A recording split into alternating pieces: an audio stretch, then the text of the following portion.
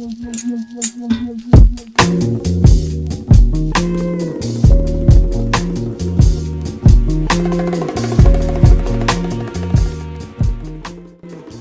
love, and light to everyone out there. This is Corey, one half of the Mother's House podcast, and these are my thoughts and opinions, aka Core Real Thoughts. What's going on to everyone out there in the world? First and foremost, before we get deep into this, even though it's going to be a short video, I want to say rest in power to the brother, the elder, the Baba, Mr. Dick Gregory. Dick Gregory passed away, right now it's Sunday night. He passed away Saturday. And it caught some people, a lot of us, by surprise. Dick Gregory was a man of great wit, great courage, bravery, humor, just legendary, all in the sense of the wealth of knowledge This man had a library of wisdom. And every time he had an opportunity to get that wisdom out to the people, to the masses, or either through his comedy, through satire, through just an interview, just sitting there talking with him, you gain some kind of wisdom. So, with him passing, some people would say, him passing, we losing a library of knowledge, but not really, because he always gave you pretty much everything he has all the time. This man has been said that he will read over every newspaper article throughout the whole United States. Like, this man had a wealth of knowledge and wisdom, a wealth of learning.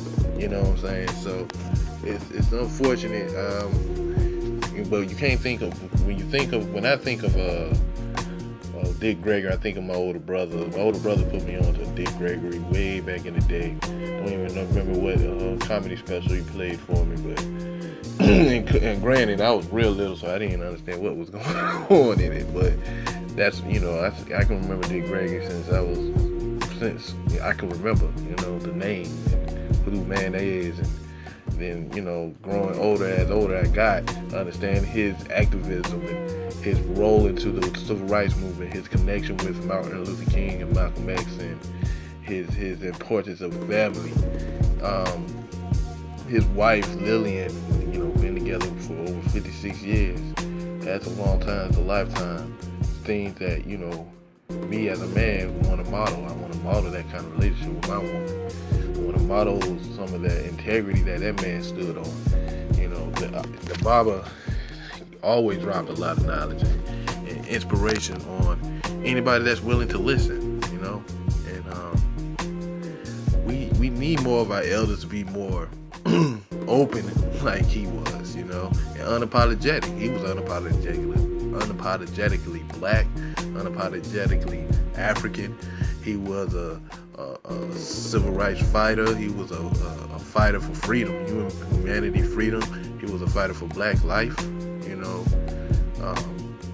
We all hope to be able to live and be able to do similar things as he can do. But we can't, nobody should be trying to be the same man, but definitely take the wisdom from this elder. Take the wisdom from all the elders that's in your life right here and right now.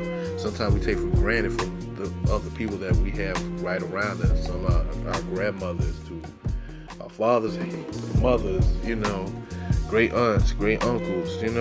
There's nothing but knowledge in each and every last one of these people. There's one quote, shout out to Erica Badu for quoting this, but for some reason this quote that she shared on her Instagram, she said about the Bible, about Mr. Dick Gregory. She said, he told her, don't be too attached to whether others understand you. Be understanding. You wear a special pair of goggles that you can never take off and no one else can ever wear. That's some master teaching type of stuff that Dick Gregory constantly gives to people, gives to the people, and people either shy away from it or just dismiss it because, this is an old man just ranting off, Dick Gregory was more than just an old man ranting. He was more than just a man that just knew how to use comedy to supreme levels. In fact, he got off him and Bill Cosby started the instead of me shucking and jiving and buck dancing and bull jives and all that, just to get some laughs. Him and Richard Pryor and but more so him and Bill Cosby, they came to the comedian scene with real talk, real straight talk, and was able to make people laugh by just planting their feet, and as he stated that, laughter, if it's supposed to get you a break from all the oppression and the hard work that has to be done in order to fight against oppression. So, some people need to stop taking things so serious. Some people need to just sit back and just, really listen to what your elders are trying to tell you. Understand, but don't try to force somebody else to understand you, but be more understanding of what the elders are trying to tell you, and adapt to it. Adapt from what they saying, adapt from what you already know, and build on that, and build it on that for the next generation. This man was married to his wife for 56 years, been with him for probably over 56 years. He has 10 children, so I'm pretty sure he has a plethora of great-grandchildren and grandchildren. So this man has a family that embodies the liberation and empowerment, and never giving up, never faltering, never weeding away from the fight at hand for the black community. So rest in power to Dick Gregory. Definitely going to light a candle.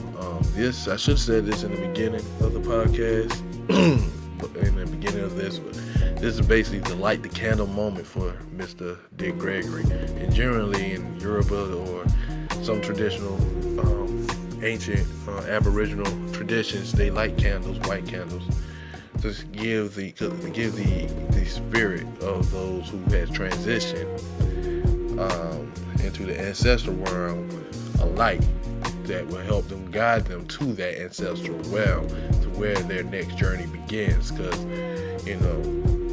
life does not end here in the physical plane.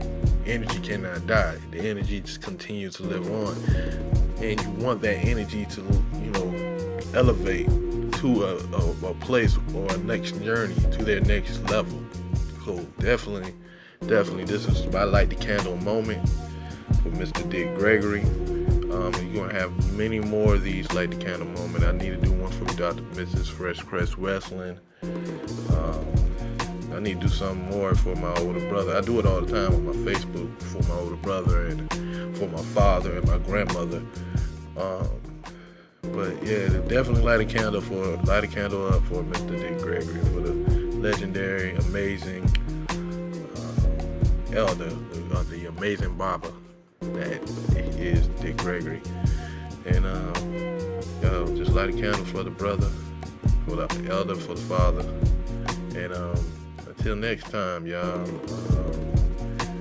Until next time, we'll hit you up with a new video. So to leave y'all with this, and y'all be blessed.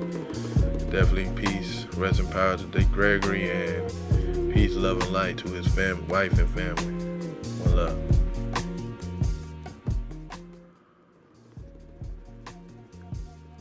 Here at the cave, are you out to give people a good laugh? Are you out to make a very definite and very pungent point, or is it a combination of the two? No, it's a combination of, one, wrestling with myself, to be honest with me.